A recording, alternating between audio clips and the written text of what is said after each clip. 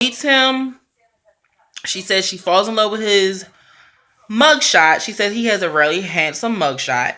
And from that mugshot, she messages him. She sends him a letter, a pen pal letter. And they start talking from there. She goes and she visits him and she falls in love with him. So her father is just not feeling none of this. So we're at a place now with her. She's home, and her father brings over a filter to change the filter. So she sinks all her money into a home. She goes and buys a house so that when her boo thing gets home, he can have a place to stay, and they're going to have a home. And she even went and bought a sheet set, like a whole year prior to this situation, so that when he got out of jail, she could put the sheets on the bed so they could have a fresh start with the fresh sheets. That don't make no damn sense. That's what she said, though. And so, anyway, I digress. Her dad is in the backyard after he helps her around the house with some stuff. And she's like, I want you to meet him. And he's like, meet who?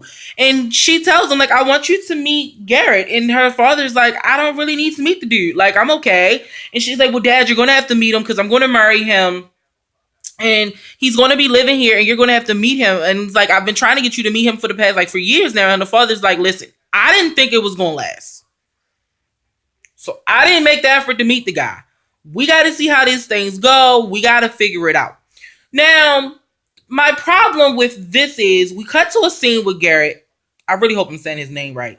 And he's like, he doesn't really want to meet Joe's dad because Joe has gone and ran her mouth about all the negative things that her father has said and feels about the situation.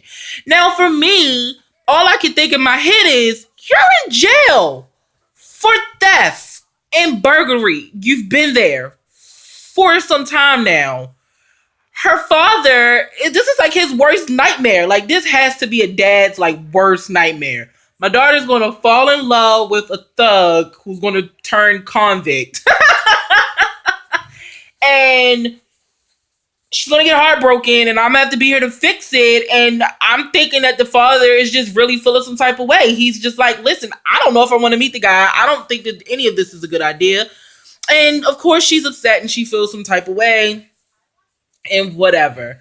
So I'm sure you would. I mean, like I said, I think any dad would feel some type of way about their little girl dating a guy that was in jail for burglary and theft and whatever else he might have done that we don't know about. So with her, we end up, he gets out of jail. She's running around the house the day of. She's frantic. She's all flustered. She's trying to find all his paperwork that he's sent to her. And she can't find this folder that she says has been sitting in her kitchen for months. And now all of a sudden she can't find it.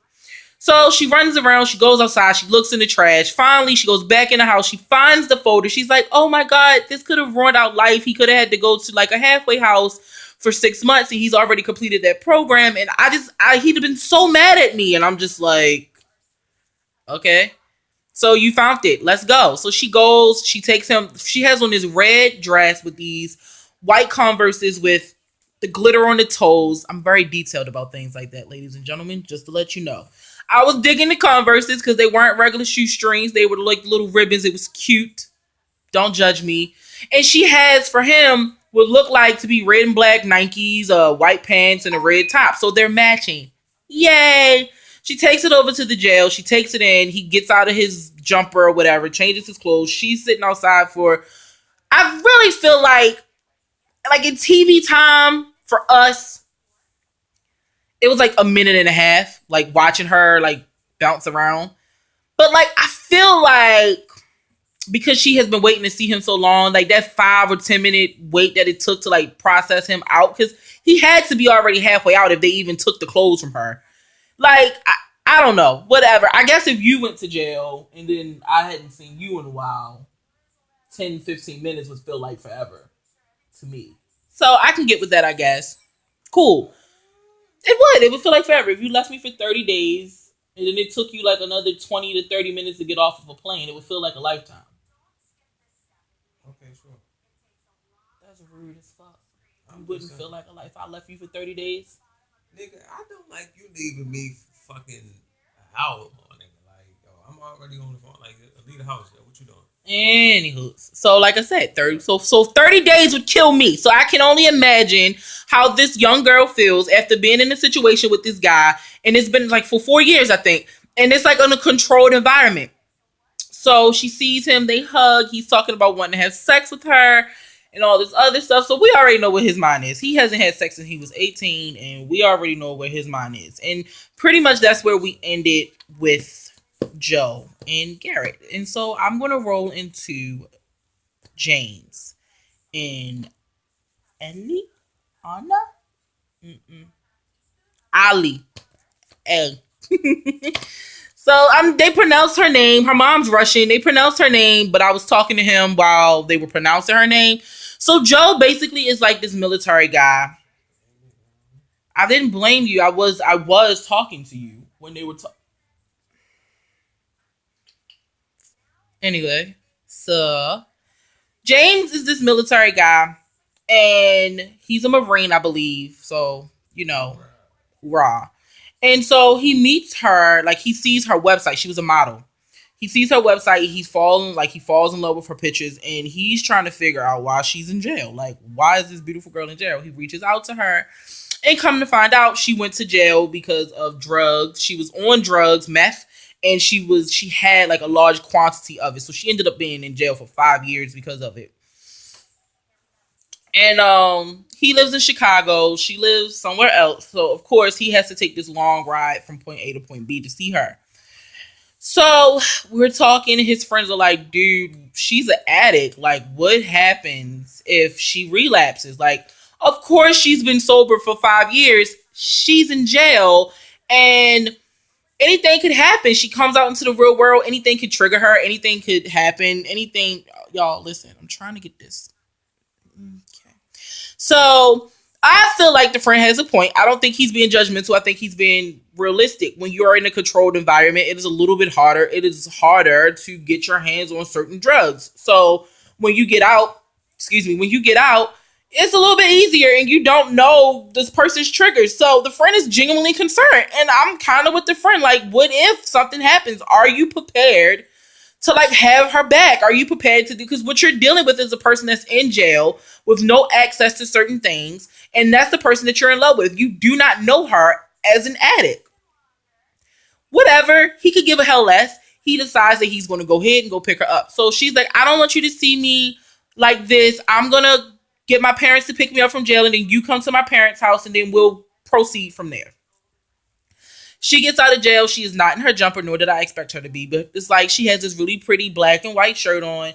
And before that, the parents are outside. And her father looks like he is completely over it. He's like, I don't care about this James guy. I want my daughter to be sober. I need her to focus. I need her to be concerned about that stuff. This dude right here, we've never met him. All he does is text us. Like, you can just see the I don't care in the face. And the mom's like, he seems really nice. I mean, usually we only talk through text, but this is the first time he's called. He seems really nice. And the father's like, yep, whatever. So James calls, and he's like, is she out yet? And the mother's like, no, she should be out in a couple of minutes. He's like, well, can you guys have her call me when she gets out? And of course the mother says yes. And she gets in the car, and the mother's like trying to teach her, because she's been in jail for 5 years. So, trying to teach her how to do the whole iPhone FaceTime thing. And so she finally gets in contact with James, and she's like, I love you. And he's like, I love you. And I like the shirt that you have on. It's so much better than the green jumper that I see you in, and whatever. And she's like, well, I can't wait to see you, and I can't wait till you get here. And they were kind of boring. I mean, she was an addict. People make mistakes like that. I mean, it wasn't as bad as like being a burglar or having somebody held up at gunpoint. So whatever. She held him up at gunpoint for the drugs. That's not what happened though. So are we giving her a backstory now? Like, so that's pretty much it, y'all. Right now, everybody's just getting their introductions. We're pretty much trying to figure it all out and get an understanding. Everybody wants to get married, and that's what I wanted to speak on real quick. So I have a problem with the expectation that these people on the outside have for the people coming out. The expectation that they're going to want to marry you as soon as they get out of jail is the issue that I have with the show. And I'm pretty sure I'm going to continue to watch it because now I've done this and I probably got you guys engaged and got you guys involved. But so I'm going to definitely watch it and do follow up videos. But I just want to say the expectation is stupid. If I was in jail for 18 years, the last thing I'm thinking about is coming out and marrying somebody. That is the last thing on my mind. Like, I don't know what the first thing would be, but I know the last thing. The first thing on somebody's mind is releasing the beast. I mean, we don't know we don't know their policies, but I'm just saying, I don't know what my first thing would be. I don't know if my first thing would be sex. I don't know if my first thing would be better food. I don't know if my first thing would be to get the smell of like jail off of me. I just know it wouldn't be, let's come home, let's get you settled in, and let's plan a wedding. Like, I just, the expectation is unrealistic. Like, these people have been in jail for years, not months, years. They've missed things. They've missed American Idol. They didn't get to vote for Trump as president. They've missed so much stuff. They're coming into a whole new world with new technology, new people, new things. And you're like, let's get married in a couple of months. Why? Like, let these people be great. I don't know how great they can be, but let these people at least get settled in enough where they can find a job or get back in school or talk to their mamas or something. I just don't know. But the idea of everything that they talked about in jail and now you're wanting them to keep those promises, I don't know. I feel like you should know when pillow talk is pillow talk. You know what I mean? Like, I'm in jail. I don't have shit else to talk about.